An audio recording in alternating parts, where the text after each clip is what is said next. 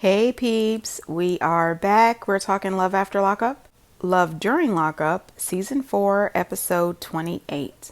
Hey, before we get into the video, please do me the honors of subscribing to my channel, hitting the notification bell so you can always be notified when I post new content, hitting the thumbs up because that does wonders for my channel, and share. Thanks. This episode starts off with Jessica and Dustin.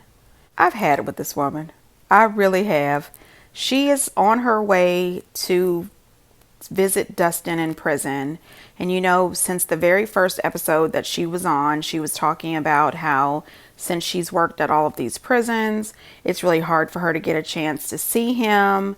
She also told us that he was in the box for a while because he had done something while he was in jail that he's not allowed to do. Now she's able to see him. So, of course, they can't film in the prison. So they show her arriving at the prison and then we see her 3 hours later. Well, 3 hours later, she comes out and lets us know that her visit was cut short.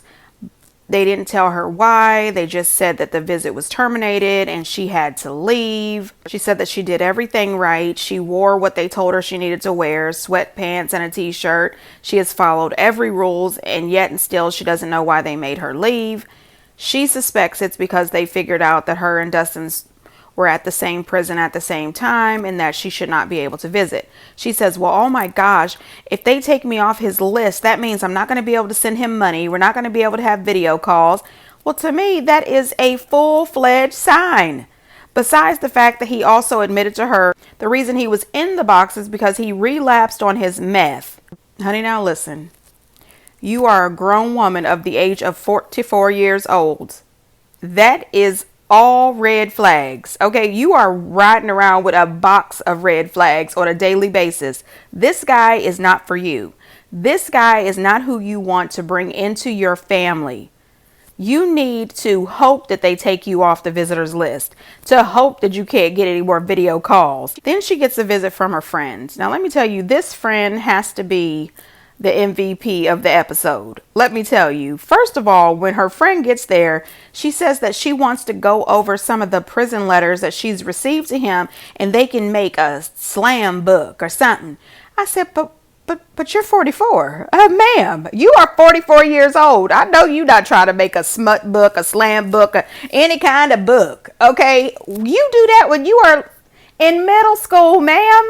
I remember back in middle school when me and my friend Melanie used to make those little books and little poster boards and everything. You know, I mean, what? We were in middle school.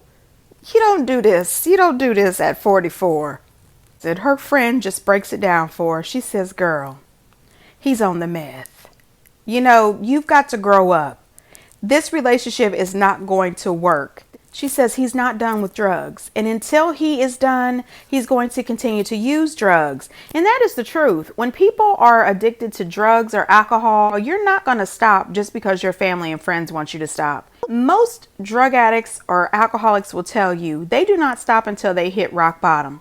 Or they do not stop until something in them clicks and says, I've got to stop doing this. And that's when they reach out for help. And that's when they try to start changing. He's not going to change just because of her. And she should know that. And the fact that she has spent 13 years working in prisons with inmates and she does not know who's on drugs, who's not on drugs. And she doesn't know about the whole prison lingo, the jail talk.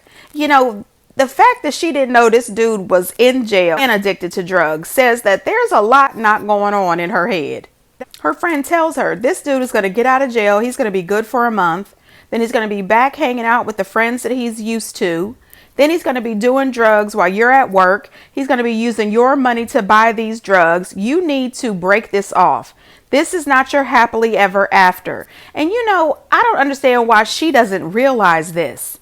She breaks down and starts crying. You know, her friend might have been tipsy or drunk. I don't know. She was slurring a little bit, but she was speaking facts. This is not real love. This is lust. You're a 40-some-year-old woman with a 27-year-old attractive young man, and this is lust, okay? Jessica makes this comment that he says he only did the meth because he was in jail and he was bored. Jessica, stop being delusional, ma'am. You are getting a ton of signs that this relationship is not going to work. Jessica, listen. You have been told by his family. He has confirmed to you that he does meth. And you have talked to your daughter, who seems to be more intelligent and more mature than you. And now you have your friend here who has told you this relationship is not going to work. You need to take your friend's advice and go back to work and move on with your life. Stay right where you are with your daughter. Don't pack up and move. The next thing you need to do is find some design that you really love to cover up that tattoo. Or invest in going to see a dermatologist or a plastic surgeon who was able to laser off that tattoo, because that was ridiculous. I don't understand why you thought that he was going to be your perfect match. You have had 2 marriages before him and a lot of life experience. You should have known not to get that man's name tattooed across your entire stomach and not to develop a relationship with this inmate. I'm just saying. Justine and Michael. Okay, so did anybody notice that Justine has an iPhone and a flip phone? I thought I saw that flip phone last episode, but I wasn't quite sure. Is that a burner phone? I mean, it's not even one of the new Samsung flip phones. This is an old school flip phone, you know, before phones were smart. So she gets a call from this inmate. Okay, and he is so pissed off. He is very upset. How dare her cousin ask him about his paper? What is she, the IRS? She questioned where he gets his money from. I mean, he is big mad, okay? He has acted a fool on this phone and being extremely disrespectful to her. He says pretty much he doesn't care about her family. He doesn't want them asking about his business. Don't ask him questions. Now, the first thing that I'm thinking is, clearly this is illegal money. Why you got an attitude about it? If this was legitimate money, he would not give a damn about being asked about this money. And I agree with her when she says, my family is concerned. They're curious. You've been in jail for 6 years and you could afford to send all these gifts, including your blood and semen and toenails, which, anyway, people want to know. And you know what? She should definitely want to know. Then he tells her that she better tread lightly because he's not in the mood. Really? Says the guy who has to call me and hope that I accept his calls? Says the guy who's living in a 6x6? Bitch, don't call here talking shit, cause click. Okay, I believe in a little dial tone. Boy, don't play with me. I can't. This is a type of relationship that I could never do. I'm sorry, bye-bye. Then we find out later in the episode that this dude not only does music, he also has a sneaker company. And honey, listen, somebody went out there looked up these sneakers. First of all, can I just say that these sneakers are not that cute? Second of all, these sneakers are really expensive. There was a pair for $999.99. I mean, I just want to know, are the drugs sewn into the shoes? Are they in the soles of the shoes? It's got to be something extra that comes with these unattractive shoes. I'm just saying, no ma'am. Then she finds out from his sister that she's not the only woman he's bought a car for. Oh, no ma'am, honey. She gets upset. She starts patting on that hair like she always does. I mean, if we took a shot every time she grabbed her hair, we would all be dead. Anyway, she starts patting on the hair and, what do you mean? What do you mean? I'm not the only woman he's ever bought a car for. I thought that I was special. And girl, you're not special. You're not special.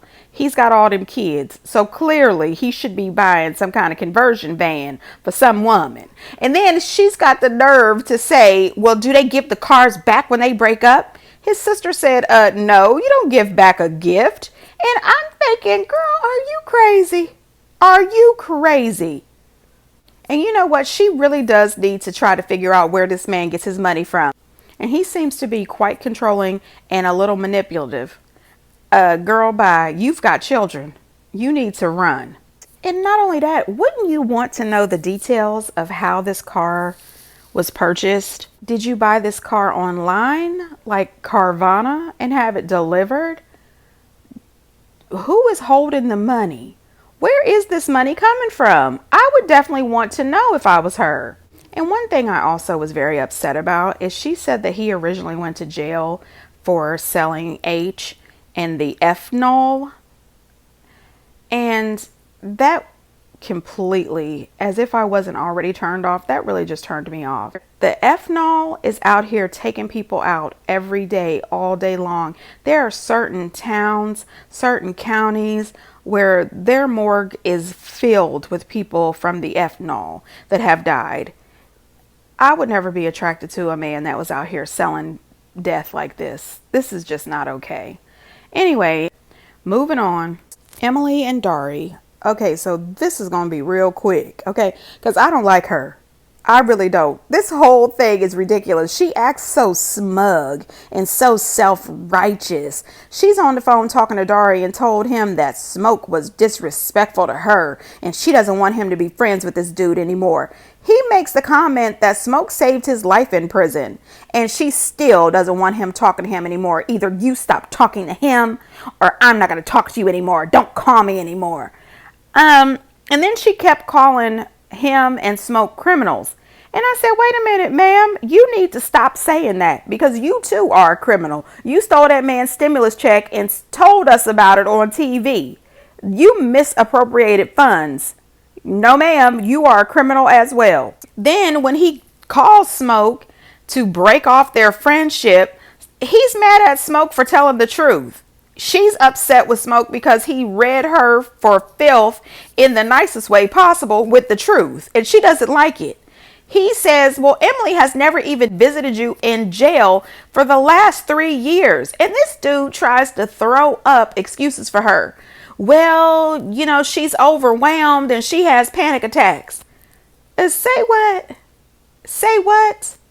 Talking about she's his wifey and he loves her. She's been holding it down for him. She's been holding it down for you with your money. And she's been spending your money. This girl is not here for you. You have got to be ridiculous. I can't believe that he doesn't see any red flags with this woman. I really don't think that she cares about him at all. I think she just wants to control him. I think out of the three of them, the only one who is actually thinking and has any kind of intelligence at all is Smoke, which is odd. She is acting really emotional and stupid, having him cut off his friendships. It just seems that she is the one who is really the manipulator and the con artist in this group of three. And then she kept calling Smoke a loser. She doesn't want to be associated with him. If anybody Googles her name, his name will probably come up and he's a loser. He's a criminal. Ma'am, you're dating a criminal. Okay. I think the real reason that Emily doesn't want Smoke around is because he's on to her. You know what I mean? He knows the game that she is playing and she thought she could bully him and she can't. That's why she doesn't want him around. Also, when you think about it, when you went and took money to Smoke, if that's some kind of illegal business they're doing, you're a part of that transaction. You took him the money. I'm just saying, Dory, go on back to your family because Emily does not mean you any good. And when you get out of jail and find out that she has spent up all of your money, then what are you going to do? And you say you want to live with her. She seems like the type that she would throw you out every Thursday. I'm just saying. Chelsea and Mikey. So first I was freaked out because Chelsea is in the car with Mikey's mom, Pamela, and they're driving to meet this lawyer. And Pamela is talking too damn much. Okay, Chelsea has to look her in the face in order to read her lips, and she is driving this car. I screamed at the TV and said, Pam, shut the hell up. Save the conversation until you put the car in park. This is not safe. Not for the two of you or the other people out on the road. So when they get to the lawyer's office, this lawyer goes down his charges because Pamela tries to make it seem as if her son is a good boy and he's only gotten in trouble this one time. Honey, no. Come to find out, this dude has more felony charges than I have fingers and toes. Okay, that's a total of 20. I got 10 fingers and 10 toes. He's got more felony charges than that. Chelsea seems to be shocked and surprised. I said, what? Why are you shocked and surprised? Anybody with a Google should be able to look up a criminal record. And especially when you have a child that lives in your house. Now, we know that she's got other children, but their fathers have custody of them. Okay, we found out Chelsea isn't as innocent as she seems to be on this show. I'm just saying. But anyway, you should at least be doing your very best to try to protect the child that still lives with you. Bringing this criminal home is not the move. I'm just saying. She says that even though she's been talking to him while he's been in jail, she thought this was his first time going to jail. And when she asked him questions about it, he really doesn't like her to ask questions. But still, you want to move him into your house. No, ma'am. So they're still playing this he had a stroke storyline, which is a bunch of bullshit. I still think that they are lying. And every time they talk to him, there's a little more razzle dazzle put on the story. They go to talk to this lawyer. His mom is thinking they're about to get some money. They're going to sue. No, they're not going to sue. They're not about to get any money because they don't have the $1,500 that it takes to acquire this attorney. Chelsea is hoping that the lawyer can help them get him out of jail a few months early due to his health concerns. Girl, bye. Leave him in that jail talking about he's supposed to be in there for another 5 or 6 months. He can stay. Then she's going to tell her friend when they're out swimming that she told his mother that if he gives her any little bit of trouble, she's going to kick him out. That's a lie. You know that that is not true. Listen, Chelsea, if you do find a way to scrape up $1,500, you better not use that to help this felon, this multiple time felon, get out of jail early when you can use that money to either do something nice to fix up that house or do something good for your son or your other children. Don't spend $1,500 on this multi-time felon. Have his mama pay it. And also, if you are so hurt from the past and you have such trust issues, why are you not running background checks on these men that you're meeting who are incarcerated? I mean, I tell friends who don't date incarcerated men, when they meet a man, even if they ran into him at the Walmart, run a background check. I would say that to men too. If you meet some woman, whether she's incarcerated or not, a background check. Okay, you don't want to just let anybody into your life, especially these days. And criminal court reports are public record. Girl, it's free. The internet sometimes is your friend. I just don't understand Chelsea in this whole situation. She keeps on saying how traumatized she is from the past, but she keeps making the same mistakes. You know what they say about making the same mistakes over and over and hoping for a different result. No, ma'am. Mark and Censor A.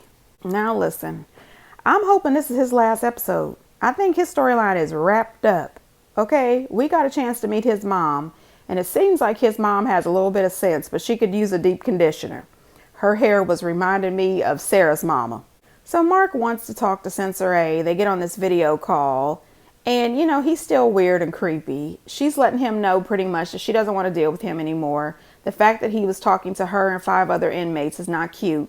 The fact that he kept on bringing up that question about getting her pregnant so she can get out of jail, even though she had already told him that's a dumb idea that can cause her to get into more trouble and more time, that she still has 7 years to go on her sentence. Why the hell would she want to add more? She also told him that she didn't appreciate that he threw another prisoner on the line with them. And even though her and the other prisoner was telling him the same thing, he still didn't want to listen. She said that he was a narcissist. And he said, well, my mom agrees. And she said, well, good. That's good to know that your mom also thinks you're a narcissist.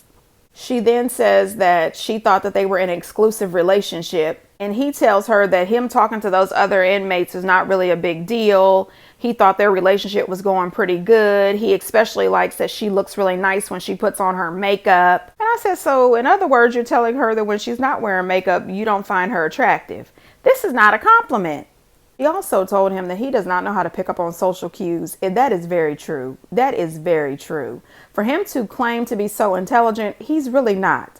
One of the things that I loved about her, she said that is the reason why you don't have a girlfriend and you can't get laid. Facts. She eventually hangs up on him, but his mom tells him the truth. She says, she's not playing the same game you're playing. You're looking like an idiot. She's looking for something legitimate, something real, and you're playing around. His mom told him the truth. You are looking like an idiot. She's not looking for an internet buddy. And then she pretty much let him know that he was a little bit strange. She told him, she said, there are people out here that are strange and kooky. And she started to say, like you. But then she said, but they find people like them too, some way. They just make it work. So it's clear that his mom knows that he is strange and very weird. It's something about him that creeps me out. He says that he's going to keep looking because he's sure he can find another inmate that's just perfect for him. Something is wrong with him, period. And the fact that he doesn't try to seek women who are outside of jail, I think that he should just call Ty. They could be great together. Ty and Hottie. Oh boy. I am so over this woman. She is 39 years old.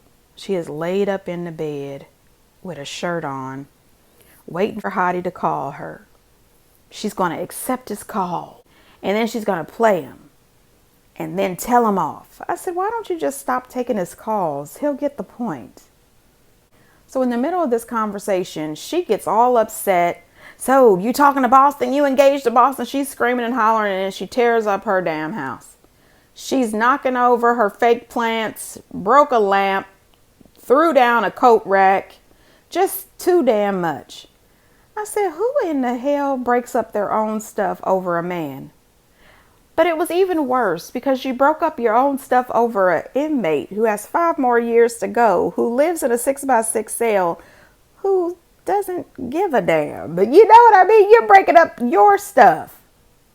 Then she starts screaming, who's the fool now, Hottie? Girl, it's still you. You are still the fool. This dude still has Boston to talk to. Even though the whole time he was calling Boston a bitch and saying that she was lying. Listen, they must be sharing their check with Hottie. That whole time she's sitting there talking about she gonna play stupid on the phone with Hottie and then bust him out.